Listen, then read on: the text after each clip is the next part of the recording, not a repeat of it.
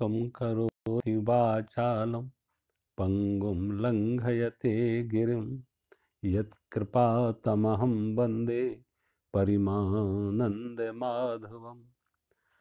गुरुर्ब्रह्मा गुरुर्विष्णु गुरुर्देवो महेश्वरा गुरु साक्षात् परम ब्रह्म तस्मै श्री गुरुवे नमः। सर्वे भवन्तु सुखिनः, सर्वे सन्तु निरामया, सर्वे भद्राणि पश्यन्तु मा कश्चित् दुःखभाग् भवेत्। कर्पूरि गौरं करुणावतारं संसारसारं भुजगेन्द्रहारं सदा वसन्तं हृदयारविन्दे भवं भवानी सहितं नमामि। ओम शांति।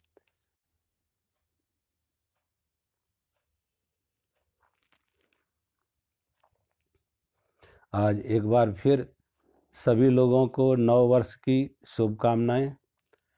बहुतों के फ़ोन आए लेकिन मैं कुछ व्यस्तता व सबके फ़ोन अटेंड नहीं कर सके, अलग अलग सबसे बात नहीं कर सकी, लेकिन सभी को मेरे इस नव वर्ष पर परमात्मा सभी के जीवन में सुख शांति आए और सबका आध्यात्मिक विकास हो, ऐसी मेरी शुभकामनाएं हैं। तो सभी को बहुत बहुत शुभकामनाओं के सहित मेरा नव वर्ष के लिए सभी को शुभकामनाएं, आशीर्वाद, खुश। यहाँ पे अगला श्लोक है, यमहीना व्यथन्ते ते यमहीना व्यथन्ति एते पुरुषस्वभावा सम दुःखं सुखं धीरं स अमृत्वाय कल्पते।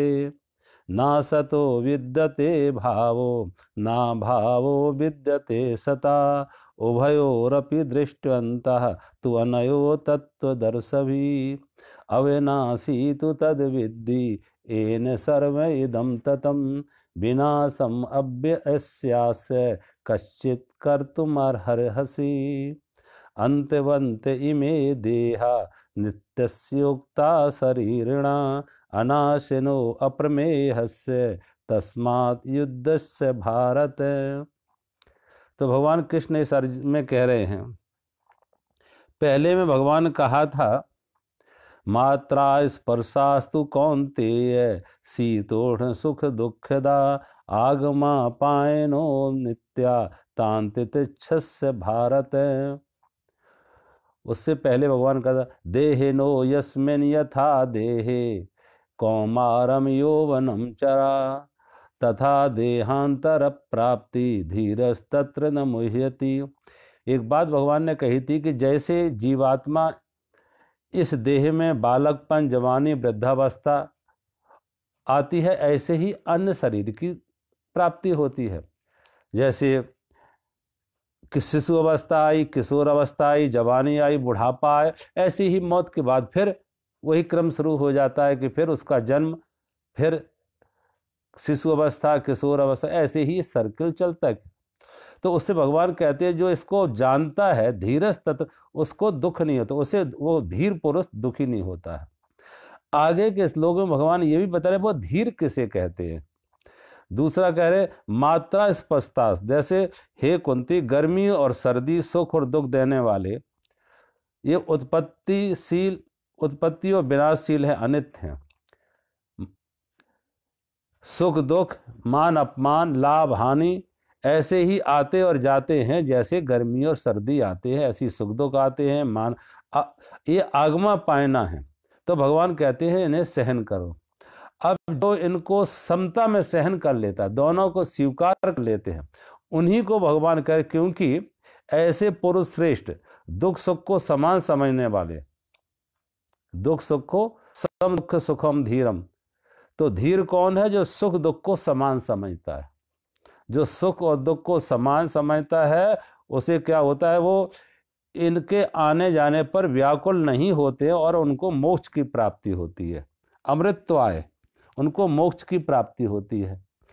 अब ये मोक्ष क्या है? अमृतत्वाय, अमृतत्वाय का लिखा है कि मोक्ष के योग होते हैं, मोक्ष की प्राप्ति होती है। कौन? जो ऐसे समतावान हैं, जो सुख दुख को, लाभ हानि को, मान अपमान को समान समझ लिए हैं, वो दुखों से मुक्त हो गए, वो मोक्ष की प्राप्ति होती। उनको भगवान कहते हैं धीर। धीरस्तत्र न मुह्यति। धीर कौन है? जिनके मन चित्त में समता है। आगे यही श्लोक आगे आएगा, वहां पे भी भगवान ने कहा अर्जुन को, अर्जुन तुम योगी बन के कर्म कर। तो फिर योग की परिभाषा भी भगवान ने क्या कहा? योगस्थ कुर कर्माणि संगम त्यक्त्वा धनंजय सिद्ध सिद्धो शमो भूत्वा समत्वम योगोच्यते। भगवान कहते हैं योगी कौन है? जो सिद्ध असिद्ध दोनों में समता बनाए रखे। समत्वम योगोच्यते। तो योग क्या है? समत्वम, इक्वेनिमिटी ऑफ माइंड, चित्त की समता। न इस पक्ष झुक रही है, न उस पक्ष झुक रही है, न लाभ की तरफ न हानि की तरफ, न सुख न दुख, न मान न अपमान।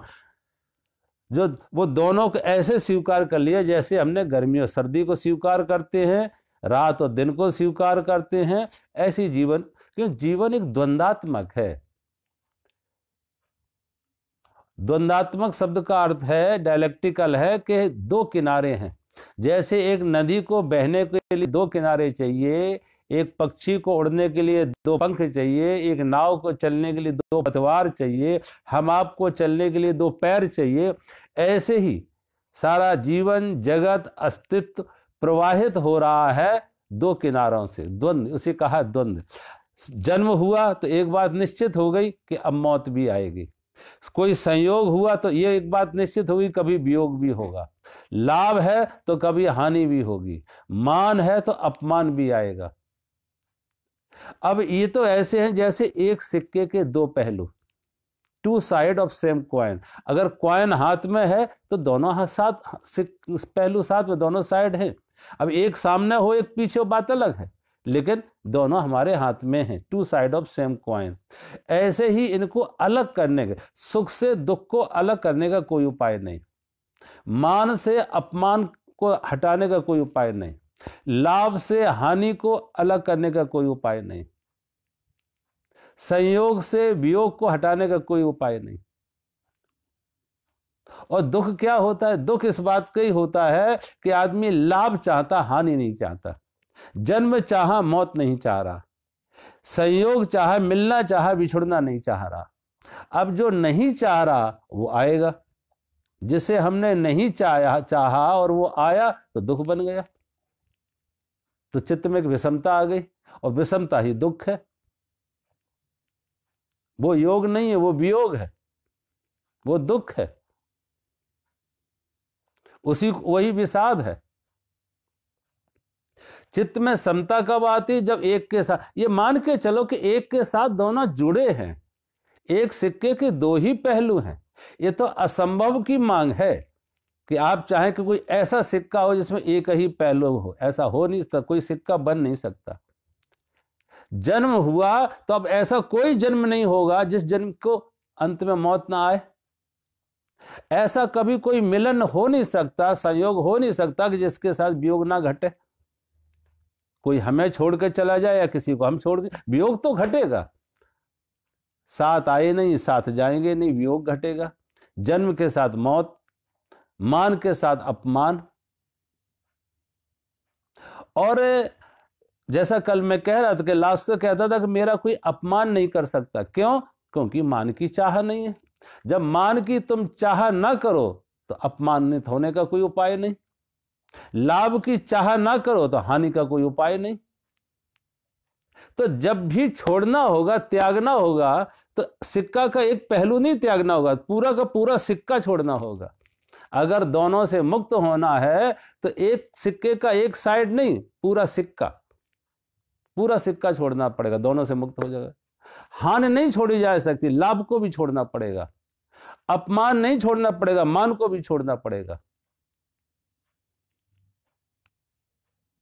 और जब दोनों को छोड़ देते हैं तो यार, छोड़ने का अर्थ क्या है? दोनों को स्वीकार कर लो, दोनों को स्वीकार कर लो। जैसे हमने रात के साथ दिन को, दिन के साथ रात को स्वीकार कर लिया तो रात हमारे लिए दुख। रात के प्रति हर व्यक्ति के मन में समता है। सोचो, कोई ऐसा व्यक्ति नहीं मिलेगा जो इस बात से दुखी हो कि रात क्यों आती है। कोई मंदिर में जाके प्रार्थना करे, किसी महात्मा से, गुरु से आशीर्वाद मांगे कि ऐसी कृपा करो रात ना आए। क्यों नहीं आती? कि हमने दोनों को स्वीकार कर लिया, और दोनों को स्वीकार कर लिया तो चित्त में एक समता है। हमने दिन के साथ रात का भी स्वागत किया है, जैसे दिन का स्वागत किया है ऐसे रात का भी स्वागत किया। इसलिए हमारे यहाँ पहले ये परंपरा थी कि हर व्यक्ति दिन में 2 बार संध्या उपासना करता था, 2 बार संध्या, सुबह की संध्या और शाम की संध्या। तो सुबह का संध्या हम दिन का स्वागत कर रहे हैं, और रात की संध्या करते हैं और रात का भी हम स्वागत कर रहे हैं। अब दोनों को अगर स्वीकार कर लें, इनकार है ही नहीं, तो दुख है क्या? तो ऐसा व्यक्ति जो दोनों को स्वीकार कर लिया, उसके चित्त में समता आ गई, और उसी को भगवान कहते वो धीर पुरुष दुख से मुक्त हो गया। तो अगर दुख से मुक्त होना है तो सुख से मुक्त होना पड़ेगा, यानी दोनों को स्वीकार कर लो। लाभ के साथ हानि को, मान के साथ अपमान को, संयोग के साथ वियोग को, दोनों को स्वीकार कर लो। कोई ऐसा खेल नहीं होता कि जिस खेल में जीत ही जीत निश्चित हो, और अगर जीत सुनिश्चित हो कि जीत ही होगी तो खेलने का रस गया, खेलने का सारा मजा किरकिरा हो गया। खेलने में व्यक्ति जो अपना पौरुष दिखाता, अपना उद्यम दिखाता, अपनी सक्रियता दिखाता, अपना पुरुषार्थ दिखाता, उसका हौसला बढ़ता आगे और बढ़ने का, वो सब खत्म हो जाएगा कि जीत तो सुनिश्चित है। बच्चे पढ़ाई तभी ठीक से करते हैं कि वहां पे अच्छे मार्क्स भी आ सकते हैं, कम मार्क्स भी आ सकते हैं, और फेल भी हो सकते हैं। अगर पास होना ही निश्चित हो गया कि अब तो सभी को पास होना है, तो परीक्षा का कोई मतलब नहीं रहा। परीक्षा तभी परीक्षा है जब संभावना दोनों है, पास और फेल। तो व्यक्ति का पौरुष जगता है, उसका पुरुषार्थ जगता है। इसलिए भगवान कहते हैं कि दोनों को जो स्वीकार कर लेता उसके चित्त में समता आ जाती है। और कुछ ऐसी चीजें जिन्हें तो हटा नहीं सकते, हटाने का कोई उपाय नहीं। कैसे सोचो, अब दिन के साथ रात को नहीं हटा सकते, कोई उपाय है? गर्मी आई है तो सर्दी भी आएगी, सर्दी हटाने का या गर्मी हटाने का कोई उपाय है? जन्म के साथ ही, मैंने कहा मौत भी जन्म के साथ ही पैदा होगी, मौत को हटाने का कोई उपाय है? संयोग के साथ वियोग हटाने का कोई उपाय है? लाभ के साथ हानि, आज हमें लाभ है तो कल किसी और को हानि हुई तब मुझे लाभ हुआ, कल हमें हानि हो सकती किसी और को लाभ हो, यही तो जीवन है। इसलिए भगवान कह रहे हैं कि जो दोनों को स्वीकार कर लेता है उसके चित्त में क्या आ जाती है? समता आ जाती है। समा दुख सुखम, जो सुख और दुख को समता में ले आता उसे कहते हैं धीर। और जो धीर पुरुष है सो अमृतत्वाय कल्पते, उसे मोक्ष की प्राप्ति होती है। अब मोक्ष क्या है? मोक्ष संस्कृत की मुझ धातु से बना है, जिसका अर्थ है मुक्त होना। किससे मुक्त हुआ? ऐसा व्यक्ति दुखों से मुक्त हो जाता है, संताप से मुक्त हो जाता है, पीड़ा से मुक्त हो जाता है, तनाव से मुक्त हो जाता है, अशांति से मुक्त हो जाता है। अशांति क्यों आती है, तनाव क्यों आते हैं, दुख क्यों आते हैं? कि जो हमने मांगा वो ना मिला, जो हमने चाहा वो ना मिला। मन चाहा ना हुआ तो दुख, और मन चाहा हुआ तो सुख। तो जब दुख से मुक्त होना है तो सुख से भी मुक्त होना पड़ेगा। और जब सुख और दुख दोनों खत्म हो जाएं, ध्यान रखना, जब सुख और दोनों का त्याग कर दो, उस अवस्था में क्या आता है? उस अवस्था में आनंद आता है। जब सुख और दुख दोनों का त्याग कर दिया, दोनों गिर गए, तो आनंद की अनुभूति, और वो मोक्ष की अनुभूति, उसी को भगवान कहते हैं मोक्ष की अनुभूति। वो दुखों से मुक्त हो गया, संताप से मुक्त हो गया, पीड़ा से मुक्त हो गया। जो चुनाव मुक्त हुआ वो तनाव से मुक्त हुआ।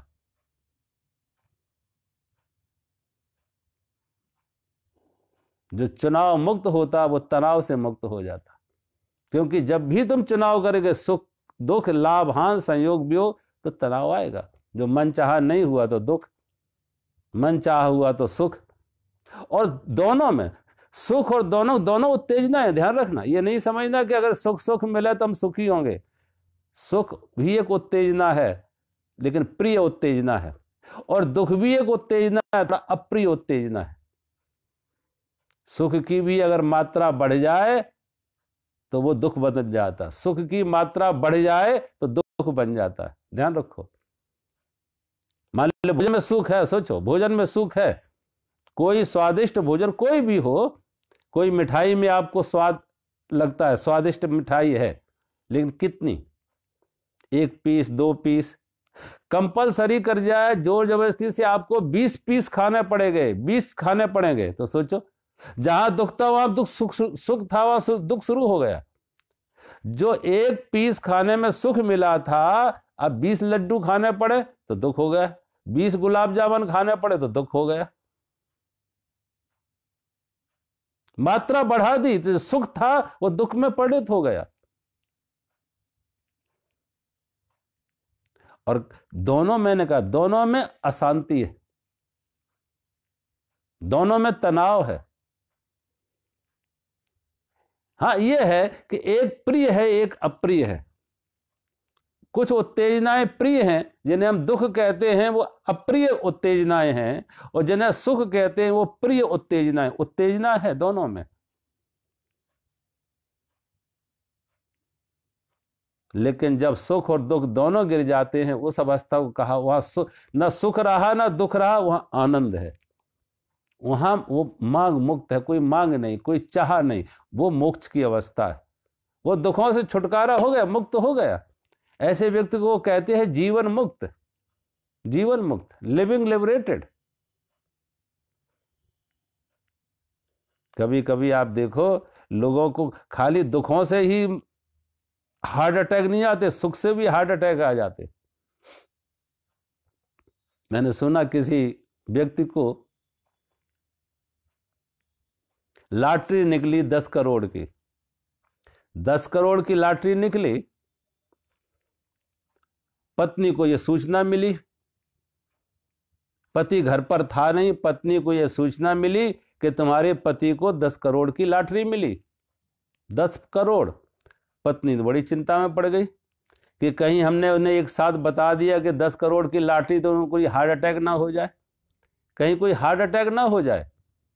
ज्यादा खुशी भी हार्ट अटैक ले आती है, ज्यादा खुशी भी बड़ी उत्तेजना होती है, बड़ी बड़ी खुशी बड़ी उत्तेजना, बड़ी खुशी माने बड़ी उत्तेजना, और वो उत्तेजना एक्साइटमेंट मौत भी ला सकती है, हार्ट अटैक कर सकती।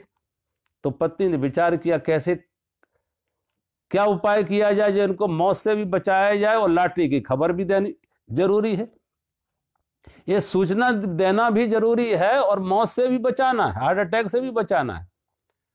तो उसने क्या काम किया, गांव का जो पंडित था, पुरोहित था, मंदिर का कोई पुजारी था, उसको बुला के ले आए, और उसको बुला के ले आए और उससे कहा कि आप जरा किस्तों में बताएं, एक साथ ना बताना कि उनको 10 करोड़ की लॉटरी मिल गई, किस्तों में बताएं। वो पंडित आया घर पे, बताने लगा कि अगर आपको 1 लाख रुपए मिले तो आप क्या करोगे। उसने कहा अगर 1 लाख रुपए मुझे लॉटरी में मिले तो हम 1000 रुपए का प्रसाद बांटेंगे, 1000 रुपए का प्रसाद बांट देंगे, आपके मंदिर में 1000 का प्रसाद बांट देंगे। उसने लगा कि 1 लाख से इसको कोई बड़ा तकलीफ नहीं हुई। उसने कहा अगर 50 लाख मिले फिर क्या करोगे। उसने कहा अगर 50 लाख मिले तो मैं 1 लाख रुपए दान में दे देंगे। फिर भी कोई फर्क नहीं पड़ा। उसने पूछा अगर तुमको 1 करोड़ मिले फिर क्या करोगे। उसने कहा अगर 1 करोड़ मिले तो हमने 5 करोड़ रुपए दान में दे देंगे, 5 लाख रुपए दान में दे देंगे। अगर 1 करोड़ मिलते तो 5 लाख रुपए दान में दे देंगे, किसी सेवा में, किसी धर्मशाला में लगा देंगे, किसी आश्रम में लगा देंगे, किसी और पुण्य के लंगर में लगा देंगे, कोई और किसी की शादी विवाह में अच्छे काम में लगा देंगे 5 लाख रुपए। 1 करोड़ की बात कहते भी उसे कोई तकलीफ नहीं हुई। देखा, इसने 1 करोड़ तक की लॉटरी को लिए स्वीकार कर लिया, कोई बड़ी तकलीफ नहीं हुई। फिर उसने अगर 5 करोड़ मिल जाए फिर क्या करोगे। उसने कहा अगर 5 करोड़ मिल जाए तो एक बहुत सुंदर हॉस्पिटल खोल देंगे, एक बहुत सुंदर हॉस्पिटल खोल देंगे। और उसने कहा देखा 5 करोड़ को भी स्वीकार कर लिया, सहन कर लिया, कोई उत्तेजना इसके अंदर पैदा नहीं हुई। उसने कहा अगर आपको 10 करोड़ मिले फिर क्या करोगे? अगर 10 करोड़ की लॉटरी मिल जाए तो क्या करोगे? उसने कहा अगर 10 करोड़ की लॉटरी मिल जाए तो पंडित जी 5 लाख करोड़ तुम्हें दे देंगे। जब कहा 5 करोड़ तुम्हें दे देंगे, हमारे मंदिर को दे देंगे, तो पंडित को हार्ट अटैक हो गया। पंडित को हार्ट अटैक हो गया, पुजारी को हार्ट अटैक हो गया। 5 करोड़, जहां कोई 5 रुपए नहीं चढ़ाते, ये 5 करोड़ देने की बात कह रहा। कभी कभी ज्यादा खुशी बड़ी उत्तेजना बन जाती, और बड़ी खुशी भी दुख का कारण बन जाता, मौत का कारण बन जाता, अटैक आ जाते। इसलिए भगवान कहते हैं कि सुख दुख जो दोनों से में सम है, और सुख दुख दोनों से सम होने का अर्थ है दोनों को स्वीकार कर लिया, लाभ हानि को स्वीकार कर लिया, मान अपमान को स्वीकार कर लिया, संयोग वियोग को स्वीकार कर लिया। ऐसे ही जैसे रात और दिन को स्वीकार कर लिया, जैसे गर्मी और सर्दी को स्वीकार कर लिया। भगवान कहते ऐसा व्यक्ति धीर है, उसी को धीर पुरुष कहा है।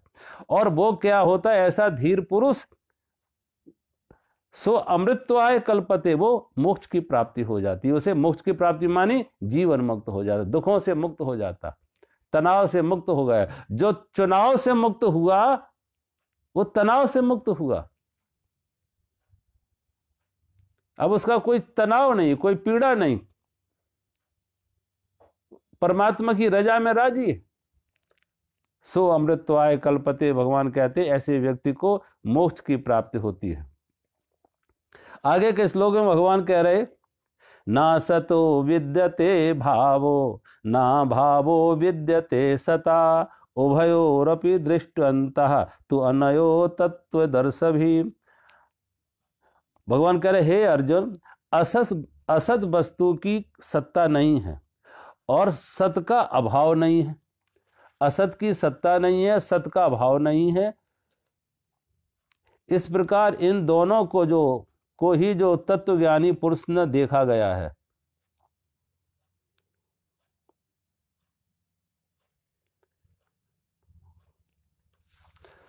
सत का अभाव नहीं है और असत की सत्ता नहीं है।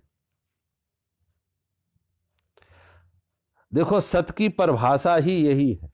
सत शब्द जो है, सत शब्द का अर्थ क्या है? जो त्रिकाल अबाधित है, तीनों कालों में सदा एक जैसा रहा। अभाव की स्थिति देखो तो अभाव तो पदार्थ का भी नहीं है, ना परमात्मा का अभाव होता, ना पदार्थ का अभाव होता है। अभाव दोनों का नहीं है। लेकिन पदार्थ में क्या है? पदार्थ में अवस्था परिवर्तन। एक धूल के कण को, एक बालू के कण को भी आप नष्ट नहीं कर सकते, एक पानी की बूंद को भी आप नष्ट नहीं कर सकते। वैज्ञानिक सच्चाई सच है। विज्ञान ने सिद्ध करके दिया है कि एक पानी को भी आप नष्ट नहीं कर सकते हैं, एक बालू के कण को भी आप नष्ट नहीं कर सकते। पानी को नष्ट कैसे नहीं कर सकते? पानी में अवस्था परिवर्तन होगा। आप पानी को गर्म ज्यादा कर दो तो भाप बन जाएगी, वो नष्ट नहीं हुई। जो लिक्विड में थी वो गैस में बन गई, वो भाप बन गई। और भाप को ठंडी कर लो तो फिर पानी बन गया, और पानी को ज्यादा ठंडा कर दो तो बर्फ बन गई। उसमें सॉलिड, लिक्विड और गैस, ठोस, द्रव और गैस, तीन में उसका परिवर्तन, पदार्थ का तीन में परिवर्तन होता है। नष्ट नहीं किया जा सकता, पदार्थ सदा रहेगा। ऐसे ही जिसे हम सत्य कहते हैं, परमात्मा कहते हैं, वो भी सदा है, परमात्मा भी। लेकिन पदार्थ और परमात्मा में अंतर क्या है कि परमात्मा पदार्थ जैसा आज कल था वैसा आज नहीं होगा, अवस्था बदल जाएगी। पदार्थ में परिवर्तन है लेकिन परमात्मा में परिवर्तन नहीं। परमात्मा जैसा कल था, सत्य जैसा कल था वैसा ही आज है, वैसा ही कल रहेगा, उसमें कोई परिवर्तन नहीं है। परिवर्तन जगत में है, परमात्मा में कोई परिवर्तन नहीं। जगत का परिवर्तन जो हो रहा है वो भी परमात्मा के सहारे। परमात्मा है कील और जगत है चाक। जगत घूम रहा है परमात्मा की कीली पर। परमात्मा है नदी का तल और जगत है नदी का प्रवाह। तल नहीं बह रहा इसलिए नदी बह रही है। परमात्मा आधार है उनके बीच नीचे, परमात्मा के सहारे ही जगत में परिवर्तन हो रहा है। तो जो सत है उसका कभी अभाव नहीं है, सत सदा है, और असत कभी है नहीं, असत कभी है नहीं। असत तो ऐसे ही जैसे कोई कहे ना कि खरगोश के सिर पर सींग, अब खरगोश के सिर पर सींग होते नहीं, क्षितिज, जैसे हम कहते हैं क्षितिज, हॉरिजन, हॉरिजन का अर्थ है कि ऐसा दिख रहा है कि नगर के बाहर, हमारे शहर के बाहर आकाश और जमीन एक दूसरे को छू रहे। अब कितना ही तुम दौड़ो, कितना ही दौड़ो, लेकिन कोई ऐसी जगह नहीं मिलेगी कि जहां आकाश और जमीन एक दूसरे से मिलते हुए दिखें, कहीं नहीं दिख रहे हैं, अपीयरेंस है, एक इल्यूजन है, लेकिन मिलते कहीं नहीं है। एक मृग तृष्णा, रेगिस्तान की चमकती हुई बालू जल होने का आभास देगी, एक छलावा होगा, एक इल्यूजन होगा, एक मिथ्या आभास होगा, लेकिन जल होता नहीं है। इंद्रधनुष, इंद्रधनुष में आपको सप्तरंगी देखेगा, 7 रंग दिखेगा इंद्रधनुष के, लेकिन जरा आकाश में खोजने देखो, कहीं मिलेगा वो इंद्रधनुष? दिख रहा है लेकिन है नहीं। तो यहां पे संतों ने, गुरुओं ने, ऋषियों ने एक शब्द और नया शब्द दिया, एक कहा सत, दूसरे को कहा असत। असत की सत्ता नहीं है, सत का वो सत सदा है। तो दूसरा शब्द उन्होंने दिया मिथ्या। एक है एग्जिस्टेंस, एक है नॉन एग्जिस्टेंस। सत मानी एग्जिस्टेंस, अस्तित्व, और असत मानी नॉन एग्जिस्टेंस, अस्तित्व, जिसका अस्तित्व नहीं है। तीसरा शब्द दिया मिथ्या। मिथ्या का अर्थ है अपरेंट, जो है तो नहीं लेकिन प्रतीत हो रही है, जो है नहीं लेकिन प्रतीत हो रही है।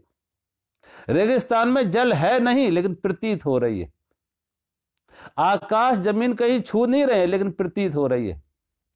एक पड़ी हुई रस्सी को देख के सांप की भ्रांति आ जाए, रात में किसी पड़ी हुई रस्सी को देख के सांप का भ्रांति आ जाए कि सांप है, तो सांप है नहीं लेकिन एक प्रतीति हो गई, रस्सी में सांप की प्रतीति हो गई, उसे कहा मिथ्या, अपरेंट, आरोपित है।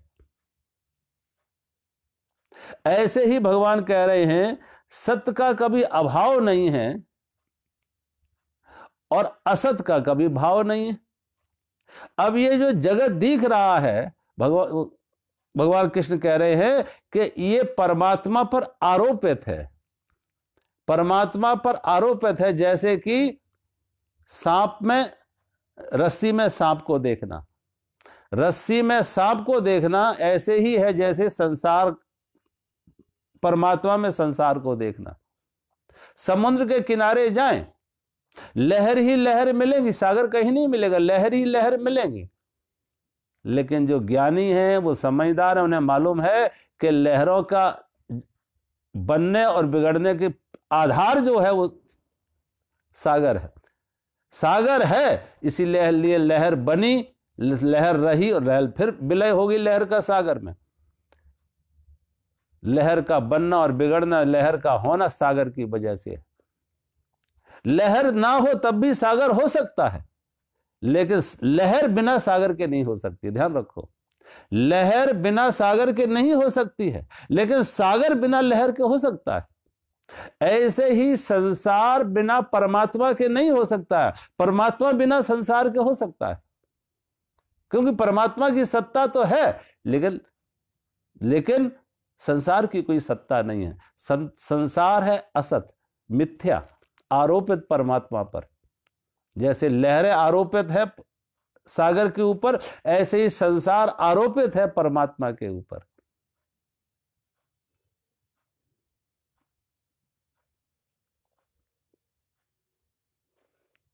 और जिन्हें दृष्टि है, जो समझदार हैं, वो ये नहीं कहेंगे हमने लहर का स्वाद लिया, वो कहे हमने सागर का स्वाद लिया।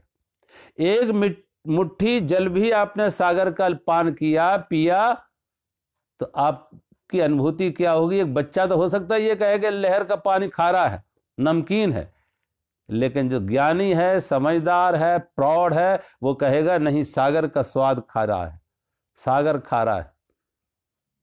लहर का स्वाद सागर का स्वाद होता है। तो भगवान कहते हैं लहर, सत का कभी अभाव नहीं है और असत कभी है नहीं। और जो भगवान कहते हैं जो इन दोनों को जानता है, इस प्रकार इन दोनों का ही तत्वज्ञानी महापुरुषों ने देखा गया है।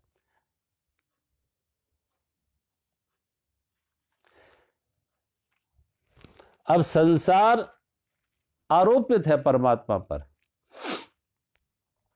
एक अर्थ और भी है कि एक संसार तो यह है जो हम देख रहे हैं अपनी इंद्रियों से। परमात्मा का बनाया हुआ संसार, परमात्मा ने पहाड़ बनाए, नदियां बनाए, वृक्ष बनाए, पशु पक्षी बनाए, स्त्री पुरुष बनाए, ये परमात्मा की बनाई सृष्टि है। और ये किसी के दुख का कारण नहीं है। एक और सृष्टि है जो व्यक्ति स्वयं अपने अज्ञान से, अपने आसक्ति से संसार की वस्तु और व्यक्तियों के साथ संबंध बना के अपने अधिकार का आरोपण करता है। परमात्मा ने पशु पक्षी बनाए, किसी पशु को हमने पाल लिया, मेरा पशु, मेरी गाय, मेरा बैल, मेरा कुत्ता। जमीन के एक टुकड़े पे हमने घेर लिया, मेरी जमीन। कोई एक वृक्ष हमने अपने आंगन में लगा लिया, मेरा पेड़। परमात्मा ने स्त्री पुरुष बनाए, कोई स्त्री कोई पुरुष शादी के बंधन में बंधे, मेरा पति, मेरी पत्नी। अब जहां जहां इस मेरे का आरोपण किया है, जहां जहां इस मेरे का आरोपण किया, ये मेरे, ये मेरे, ये मेरे, वो मेरे बंधन का कारण बनेंगे, दुख के कारण बनेंगे।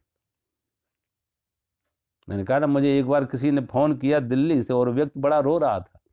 मैंने 10 मिनट तक पूछा क्यों रो रहे, क्यों रो रहे। 10 मिनट बाद रोने के बाद कहा, स्वामी जी मेरा कुत्ता मर गया। अब सोचो, जो व्यक्ति रो रहा था वो कुत्ते की मौत पे नहीं रो रहा था, मेरा कुत्ता था, मेरा कुत्ता था।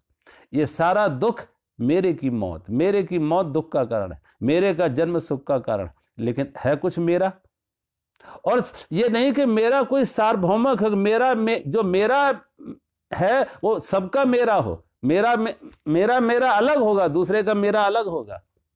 हर व्यक्ति ने अपने आसपास एक मेरे का घेरा बनाया है, एक मेरे का स्वप्न बनाया है, और हर व्यक्ति अपने उस मेरे के घेरे में, मेरे के स्वप्न में पड़ा हुआ है।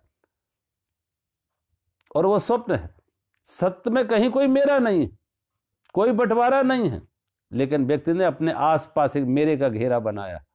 एक जगह पर 100 आदमी सो रहे हैं, जगह एक है, समय एक है, लेकिन 100 के स्वप्न अलग अलग होंगे। किसी ने स्वप्न में कुछ पाया, खुश हो रहा है, किसी ने स्वप्न में कुछ खोया, दुखी हो रहा है, किसी ने स्वप्न में किसी की मौत देखी, दुखी हो रहा है, रो रहा है, किसी ने स्वप्न में किसी का जन्म देखा, खुश हो रहा है। आंख खुली तो मौत वाले की मौत झूठी, जन्म वाले के जन्म झूठा, सुख भी झूठा, दुख भी झूठा। आंख खुली तो दोनों स्वप्न थे, था कुछ नहीं। लेकिन जिसने स्वप्न में किसी की मौत देखी या खुद को देखा कि वो जंगल में चला गया, कोई हिंसक पशु ने, शेर, चीते ने, टाइगर ने उस पर अटैक किया, वो भाग रहा, भाग नहीं सका, उसके शरीर से खून बह रहा, चिल्ला रहा। और कभी कभी ऐसे लोगों को देखो, सोते सोते अचानक चीख पड़ते, सोते सोते चीख पड़ते, और पास में कोई था उसे जगा दिया, उसका पति पत्नी जो भी पास में था उसे जगा दिया, तो फिर वो ये नहीं कहता मुझे हॉस्पिटल ले चलो। टाइगर ने अटैक किया है, घाव बहुत गहरा हो गया, खून बहुत बह रहा है, दर्द बहुत है, कुछ होता है। मन ने सारा पैदा कर दिया था, टाइगर भी बना दिया, अटैक भी बना दिया, घाव भी बना दिया, दर्द भी बना दिया। आंख खुली तो कहीं कुछ नहीं। लेकिन आंख खुलने के बाद भी आप देखें, उसका दिल धड़क रहा है, शरीर कप रहा है, अभी भी दिल की धड़कन अभी भी तेज है। यद्यप स्वप्न था, लेकिन स्वप्न को उसने सत्य माना और दिल की धड़कन बढ़ गई। इसी को भगवान कहती ये मिथ्या है। है नहीं, था नहीं कुछ, था एक स्वप्न। लेकिन तुम्हें हार्ट अटैक हो सकता था कि स्वप्न में भी हार्ट अटैक हो जाए, कोई तेज ऐसा स्वप्न देखा हो। ऐसे ही ये संसार का स्वप्न है, ये मेरे तेरे का स्वप्न है, ये मेरा ये तेरा, ये मेरे तेरे का जो स्वप्न है, ये हमने कुछ पाया, कुछ पाने का भी उत्तेजना और कुछ खोने की उत्तेजना अटैक का कारण हो सकती है। कभी बहुत लाभ हो जाए तो किसी को उत्तेजना आ जाए पाने का, किसी ने कुछ खो दिया है उसकी एक उत्तेजना आ जाए खोने की, दोनों दुख का कारण हो सकती है, अटैक का कारण हो सकती है। तो जो मेरे से जाग जाते, भगवान कहते मेरा कुछ है नहीं, है तो परमात्मा का, लेकिन परमात्मा की सृष्टि पर हम अपने संबंध का, अपने अधिकार का, अपने अहंकार का आरोपण कर रहे हैं कि मेरा, ये मेरा। अगर खोजने निकलोगे तो मैं ही झूठा मिलेगा, तो मेरा तो झूठा कहां, सच कहां से होगा? मेरा तो है ही ना, कुछ है मेरा। तो भगवान कहते हैं कि जो इस सत्य को जान लेते हैं कि ये सत्य भी, सत्य का कभी अभाव नहीं है, परमात्मा का कभी अभाव नहीं, और संसार कहीं कुछ है नहीं, परमात्मा का अभाव नहीं है और संसार कहीं कुछ है नहीं। सारी दुनिया में खोजने निकलो, तुम स्त्री पुरुष मिलेंगे, पति पत्नी नहीं मिलेंगे। पति पत्नी तो हमने बनाए, वो तो हमने बनाए। तुम्हें पशु पक्षी मिलेंगे, लताएं वृक्ष मिलेंगे। जब हम कहते हैं जमीन मेरी, तो कहते हैं जमीन भी हंसती है कि तुमसे पहले कितने मालिक आए और गए, ये जमीन किसी के साथ नहीं गई। परमात्मा की बनाई सृष्टि पर व्यक्ति अपने संबंध का, अधिकार का आरोपण करता है और वो दुख का कारण हो जाता है। उसी को भगवान कहते हैं वो मिथ्या है, वो आरोपण है, वो स्वप्न है। वो स्वप्न से जागा जा सकता है, वो स्वप्न में ये संबंध बने हैं। और जो जाग गए, कभी कभी देखो बात उल्टी हो जाती है, स्वप्न में लोग आसक्ति में पड़ जाता है और स्वप्न में ही लोग विरक्ति में पड़ जाते हैं। ध्यान रखो, स्वप्न में ही लोग आसक्ति में पड़े, स्वप्न में ही लोग विरक्ति में पड़े। कभी सोते सोते संसार को भोगते हैं, तो कभी सोते सोते ही संसार से भागते भी हैं। वो भी एक सोना है, जागे नहीं है। सोए सोए भोगे थे संसार को, और सोए सोए ही संसार को भाग रहे एक मूर्छा में, दोनों भाग रहे, वो भी एक मूर्छा में। कारण दोनों में संसार है। जो भाग रहे हैं वो भी मूर्छा में भाग रहे हैं, और भोग रहे हैं वो भी मूर्छा में, जागे नहीं है। और जाग गया तो भागना और भोगना दोनों मुक्त हो गए। भाग के कोई, भोग के कोई तृप्त नहीं हुआ और भाग के कोई मुक्त नहीं हुआ। कभी कभी लोगों को देखो, पहले तो धन का संग्रह करेंगे, और धन का संग्रह करके फिर कभी कभी पहले कहेंगे मेरे, मैं इतना बड़ा आदमी हूं, करोड़ों अरबों की संपत्ति हमारे पास है, करोड़ों अरबों की संपत्ति मेरे पास है। और फिर कभी कभी ऐसे लोग कहने लगते हैं मैं कोई साधारण महात्मा हूं, करोड़ों अरबों को लात मार कर आया, करोड़ों को लात मार कर आया। पहले संग्रह का अहंकार था, त्याग का अहंकार आ गया। मूल में कारण अभी भी वही संपत्ति है, अभी वही धन, वही कारण अभी भी है। पहले धन का पाने का अहंकार था, अब धन त्यागने का अहंकार है। धन अभी भी कारण है, धन जोड़े अभी भी धन से हैं। तब लोग सम्मान हमें इसलिए देते थे कि मेरे पास करोड़ों अरबों की संपत्ति, लोग सम्मान देते थे, बड़े बड़े लोग मिलने आते थे। अब लोगों से हम सम्मान इसलिए चाह रहे थे कि करोड़ों के त्यागी हैं, अब त्याग का सम्मान चाह रहे। अहंकार अभी भी है, मूर्छा अभी भी है, धन अभी भी कारण है।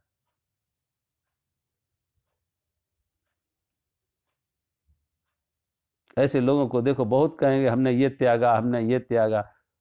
अगर उसकी चर्चा करने पड़े त्याग की, तो वो त्याग नहीं है। कभी कभी आप अपने घर की सफाई करते हैं, कूड़ा अगर बाहर फेंक देते हैं, तो आप कहने नहीं जाते देखो आज मैंने कूड़े का त्याग कर दिया। अब जैसे कूड़ा ही मान लिया, कचरा ही मान लिया, व्यर्थ ही मान लिया और उसका त्याग किया, तो कहने की क्या बात इसमें? और कह रहे हैं तो अब इस व्यर्थ नहीं है, सार्थक है, उसका मूल्य है, उसकी कोई कीमत है, तो त्याग का सम्मान चाह रहे। अब आज तो बात और हो गई, अभी कोई सज्जन हमें मिले थे, वो कह रहे स्वामी जी हमारे बड़े गुरुजी बहुत बड़े हैं, हमारे गुरुजी बहुत बड़े। मैंने कहा आपने उनको किस पैमाने से नापा, बड़ा किस पैमाने से नापा? कि उनके पास करोड़ों अरबों की संपत्ति, बड़े बड़े आश्रम है उनके पास, बड़े बड़े आश्रम हैं उनके। पहले ये कहते थे बड़े बड़े करोड़ों के, बुद्ध महावीर को कहते थे करोड़ों के त्यागी हैं, ये करोड़ों के त्यागी हैं तो बड़े महात्मा हैं। अब करोड़ों जिनके पास संग्रह है वो बड़े हो गए, अब कहते हैं इनके पास करोड़ों हैं, अरबों हैं, बड़े बड़े आश्रम हैं। सारे हिंदुस्तान का कोई ऐसा स्टेट नहीं होगा जहां इनके आश्रम ना हो, हिंदुस्तान के हर स्टेट में आश्रम है, बड़ा शिष्य समुदाय है, अकेले नहीं है, बहुत शिष्य शिष्याएं हैं। तो अब वो बड़े हैं। अब ये संसार नहीं है, क्या है सोचो। पहले कारण अभी भी यही, कारण संसार से ही अपना सम्मान चाह रहा, क्योंकि हमारे पास धन ज्यादा है इसलिए बड़े।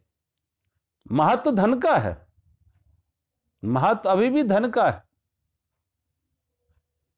इसलिए भगवान कह रहे हैं जो इन चीजों से अभी भी जुड़ा, असत, ये संसार असत है, उसे भगवान ने, परमात्मा नहीं दिख रहा, उसे लहरें दिख रही हैं, सागर नहीं दिख रहा है।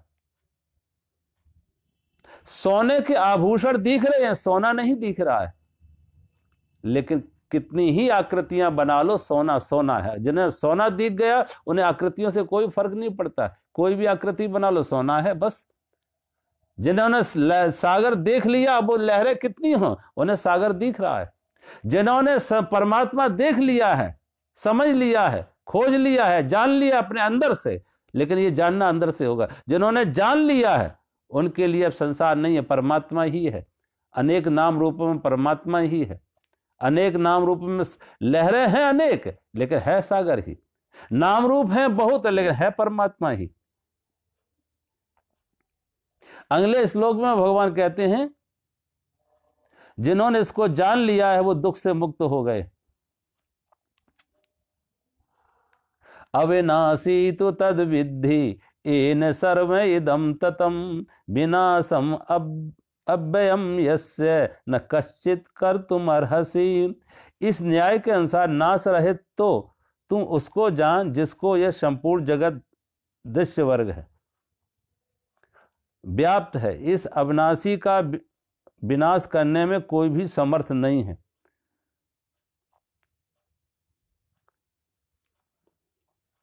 ये संसार जिससे व्याप्त है वो परमात्मा अविनाशी है, परमात्मा अविनाशी है। और जो परमात्मा अविनाशी है उसका नाश करने का कोई उपाय नहीं, कोई समर्थ नहीं है। आप जाओ समुद्र के किनारे, सोचो, अब समुद्र, आप लहरों में कुछ कर सकते हैं, आती हुई लहर को बनाए, बिगाड़ने में कुछ मदद कर सकते हैं कि लहर को रोकें, बिगाड़ें, लेकिन सागर को क्या करोगे? सागर को बिगाड़ा जा सकता है, रोका जा सकता है? तो सारा जगत जो व्याप्त है वो परमात्मा से व्याप्त है। हर लहर में सागर व्याप्त है। जैसे हर लहर में सागर व्याप्त है तो सागर को नष्ट नहीं किया जा सकता है, ऐसे ही सारा जगत, सारा नाम रूप, सारी सृष्टि परमात्मा से व्याप्त है। और परमात्मा अविनाशी है, और जो परमात्मा अविनाशी है उसके नाश करने का कोई उपाय नहीं, परमात्मा के नाश करने का कोई उपाय नहीं। सोचो,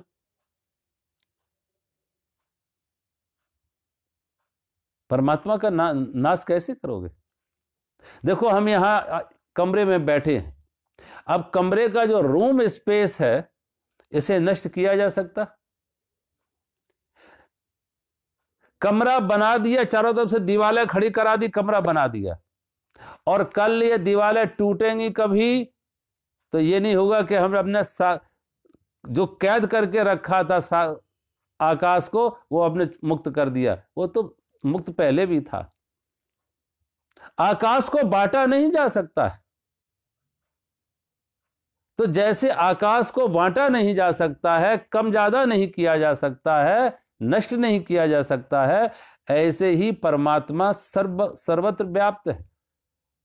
आप घर छोटा बना लो, बड़ा बना लो, जैसे चाहो आकृति का बना लो, आकाश कभी कम नहीं पड़ता। कोई ये कहे कि हमने छोटा मकान इसलिए बना कि आकाश कम, जमीन थोड़ी कम हो सकती है लेकिन आकाश कब नहीं पड़ता। और कभी कोई जो पैसा लेता है ना, जमीन बेचता खरीदता, तब आकाश के पैसे नहीं लेता है, वो जमीन का पैसा ले रहा। आकाश तो फ्री में परमात्मा ने दिया है, और आकाश ना होता तो जमीन की क्या कीमत थी, कोई कीमत थी सोचो। क्योंकि आपने कमरा इसलिए बनाया कि कमरे में आप चीज रख सके। अगर वो आकाश ही ना होता तो चीजें कहां रखी जाती। तो जैसे आकाश सर्वत्र व्याप्त है, ऐसे परमात्मा सर्वत्र व्याप्त है हर नाम रूप में। सागर व्याप्त है हर लहर में, और सागर को नष्ट करने का कोई उपाय नहीं। परमात्मा अविनाशी है, उसे विनाश करने का कोई सामर्थ्य नहीं है, कोई उसका विनाश नहीं कर सकता। परमात्मा कैसे करोगे, सागर का नाश कैसे करोगे। आप आभूषण बना के लाए सोने के आभूषण बना के लाए, आपके गले का गले की चैन हो, हार हो, हाथ का कंगन हो, आप आकृति बदल सकते हैं। कंगन को आप चैन बना लें, चैन को कंगन बना ले, अंगूठी बना ले, कुंडल बना ले, कान के, कुछ भी बना सकते, लेकिन सोने को नहीं बदल सकते। सोना बदल सकते हैं, सोने को मिटा, आकृति मिटा सकते हैं, आकृति मिटा सकते हैं, लेकिन सोने को नहीं मिटा सकते। नाम रूप को मिटाया जा सकता है, लेकिन नाम रूप जो व्याप्त है परमात्मा से, अविनाशी से, उसे नहीं मिटाया जा सकता।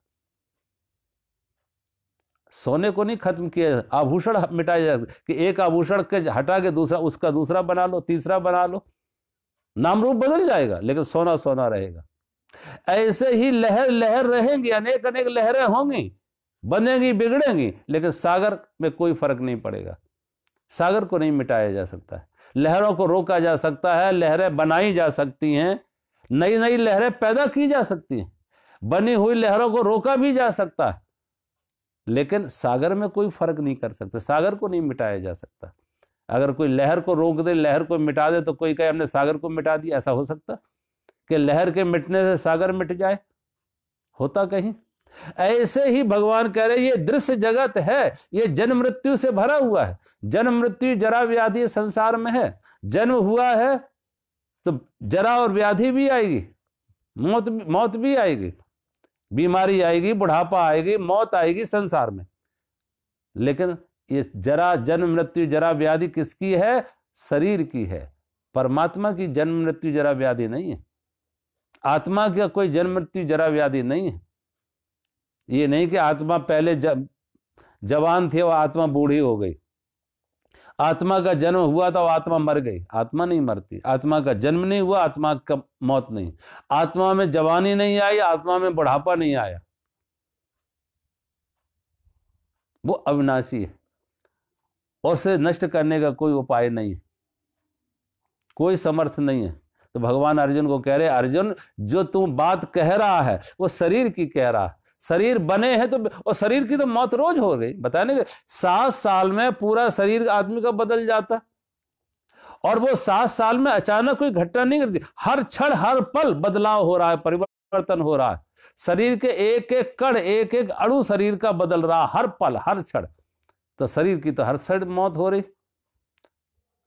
शरीर है विनाशी और आत्मा है अविनाशी। शरीर का जन्म हुआ है और आत्मा अजन्मा है। शरीर में जन्म के साथ किशोर अवस्था, जवानी, बुढ़ापा आएगा, लेकिन आत्मा में कोई परिवर्तन नहीं है। आत्मा में कोई परिवर्तन नहीं कि आत्मा में बुढ़ापा आ गया, आत्मा में जवानी आ गई। आत्मा एक जैसी है। ये सारी की सारी लहरें बन रही हैं सागर के ऊपरी सतह पर, सागर में कोई फर्क नहीं। ये नाम रूप परमात्मा, इसलिए परमात्मा अविनाशी है और अविनाशी परमात्मा को नष्ट करने में कोई समर्थ नहीं है कि अविनाशी परमात्मा को कोई नष्ट कर सके। कि अविनाशी परमात्मा नाश रहित है और संपूर्ण जगत उसी से व्याप्त है। संपूर्ण जगत उसी, सारे की सारी लहरें सागर में हैं, सागर में व्याप्त है। सारी की सारी लहरें सागर में व्याप्त है, लेकिन सागर को नष्ट नहीं किया जा सकता।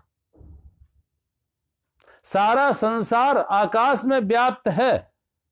संसार सारे मकान दीवारें जितनी आकाश में, आकाश को नष्ट नहीं किया जा सकता। घर मकान नष्ट किए जा सकते, बनाए जा सकते हैं तो बिगाड़े भी जा सकते, लेकिन आकाश को नष्ट नहीं किया जा सकता। आकाश को नष्ट करने में कोई समर्थ नहीं है। इसलिए अर्जुन को भगवान कह रहे थे, अर्जुन ये मृत्यु शरीर की है, आत्मा की नहीं। जन्म मृत्यु शरीर का है, आत्मा की नहीं। अंतवंते इमे देहा नित्ययुक्ता शरीरणा अनाशिनो अप्रमेयस्य तस्मात् युद्धस्य भारत। भगवान अर्जुन को एक बात और करे, अर्जुन इस नाश रहित अप्रमेय शरीर, ये नाश रहित अप्रमेय जो आत्मा है वो नाश रहित है, अप्रमेय है, उसका कोई वर्णन नहीं हो सकता, उसे कोई नाम नहीं दिया जा सकता। नित्य स्वरूप जीवात्मा के ये सब शरीर नाशवान है, ये सब शरीर नाशवान कहे गए। इसलिए हे भरतवंशी अर्जुन तू युद्ध कर। अब नाशवान क्या है? शरीर है नाशवान, और परमात्मा है हमारे अंदर, आत्मा है वो अविनाशी है। तो युद्ध में आत्मा नहीं मरेगी, शरीर मरते। युद्ध में कोई आत्मा नहीं मरते कि आत्मा मरे, आत्मा की मौत नहीं है, और शरीर शाश्वत रहना नहीं है। आत्मा शाश्वत है, सनातन है, और शरीर मरण धर्मा है। इसलिए भगवान अर्जुन कह दे, अर्जुन तू ये देही है, जो शरीर में रहने वाला शरीरी है, आत्मा है, उसकी मौत नहीं है। और मौत किसकी है? जो देह है, ये शरीर है। और शरीर तो तीन तरह के हैं। एक शरीर जो बाहर से हमें दिख रहा है, स्थूल शरीर। दूसरा है सूक्ष्म शरीर, और तीसरा है कारण स्वरूप शरीर। तो जब मौत होती है, मौत में क्या होती है कि ये स्थूल शरीर छोड़ के सूक्ष्म और कारण शरीर दूसरे शरीर में प्रवेश करते हैं, जिसे हम कहते हैं पुनर्जन्म। दूसरा जन्म हो जाता। पुनर्जन्म किसका होता है? स्थूल शरीर को छोड़ के कारण, सूक्ष्म और कारण शरीर दोनों के दोनों दूसरे शरीर में जाके प्रवेश कर लेते हैं, तो दूसरा जन्म हो जाएगा।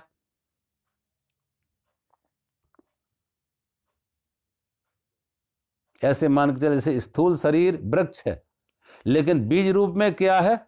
बीज रूप में कारण और सूक्ष्म शरीर है।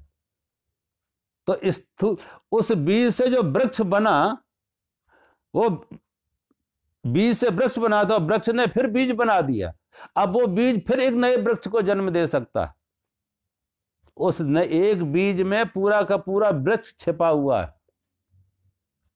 इसीलिए तो आप कभी देखो बाजार में जाते हैं तो तुरई के, लौकी के, सब्जियों के बीज लेने जाते हैं, तो उस पैकेट के ऊपर वो चित्र बना देते हैं कि इस बीज से ऐसा वृक्ष बनेगा, इस बीज से ऐसा फल आएगा, इस बीज से ऐसी सब्जियां आएंगी। अब उन्होंने देखा नहीं, लेकिन उनको मालूम है कि जब बीज ये बोओगे, ये बीज से वृक्ष बनेगा, पौधा बनेगा, और तब ऐसा फल आएगा उस पे। क्योंकि उस बीज में ही वो फल कैसा होगा ये निहित है। ऐसे ही हमारा ये स्थूल शरीर यहां पड़ा रहा, सूक्ष्म शरीर और कारण शरीर दोनों अगले शरीर में जाके प्रवेश करते। उसी को भगवान कहते हैं कि जीवात्मा एक शरीर छोड़ के दूसरे शरीर में प्रवेश करती है। ऐसे ही जैसे कोई कपड़ा बदलता है, पुराना कपड़ा उतार के नया कपड़ा पहन लेता है, जैसे हम शरीर से कपड़े बदलते हैं, ऐसे ही जीवात्मा शरीर बदल लेती है, एक शरीर छोड़ के दूसरे शरीर में प्रवेश करती है। और ज्ञानी के लिए वो दुख का कोई कारण नहीं है। तो युद्ध में भगवान कहते हैं, युद्ध में जो मौत किसकी होगी? मौत इनकी है, शरीर की। आत्मा की कोई मौत नहीं है। आत्मा अजन्मा है, आत्मा अविनाशी है, और आत्मा को मारा नहीं जा सकता, आत्मा को काटा नहीं जा सकता, आत्मा को जलाया नहीं जा सकता।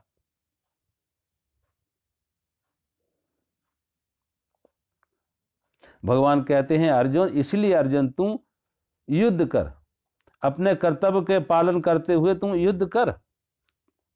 तस्मात् युद्धस्य भारत, भगवान अर्जुन को कह रहे इसलिए अर्जुन तू युद्ध कर।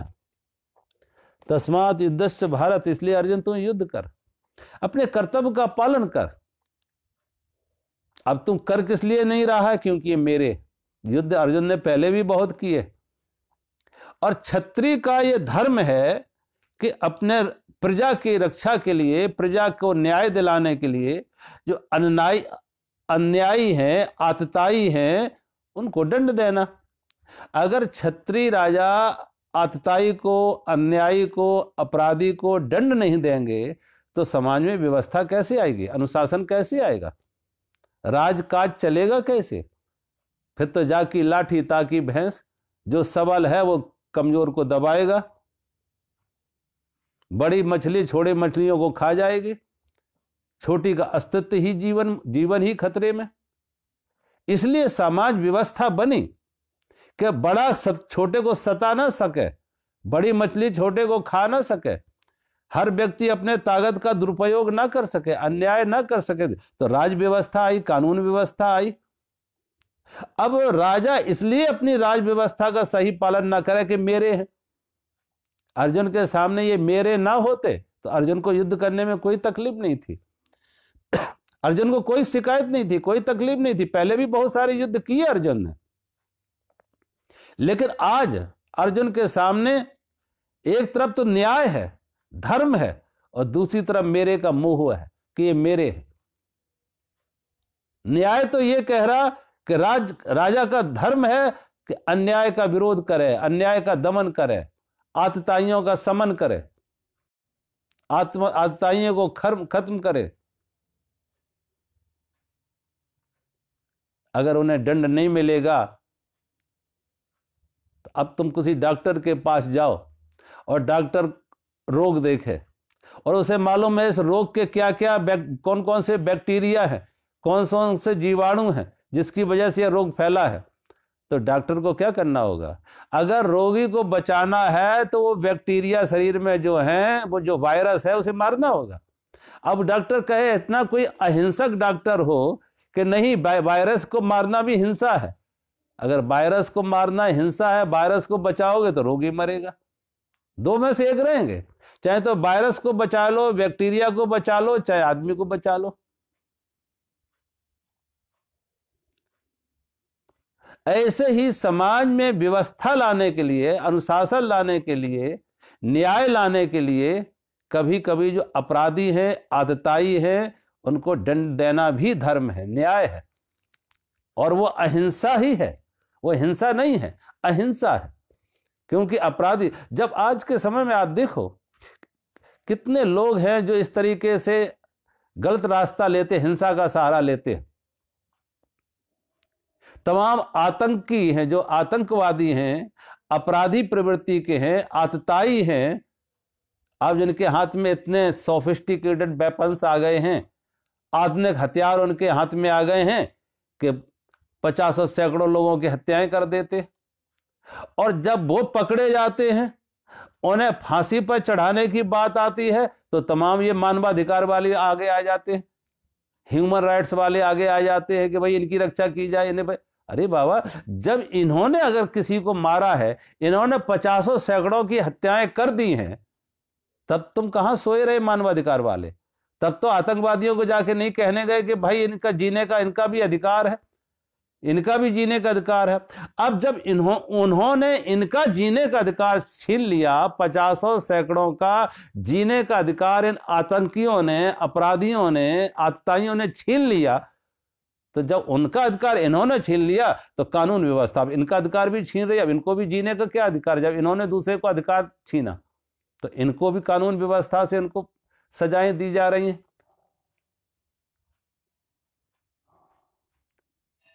इसलिए राजा का यह धर्म है, राजा ये नहीं कह सकता है।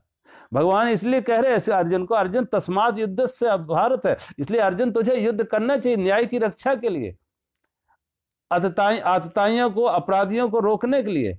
अन्यथा सारी व्यवस्था अब व्यवस्था में बदल जाएगी, समाज नहीं रहेगा, जंगल राज हो जाएगा।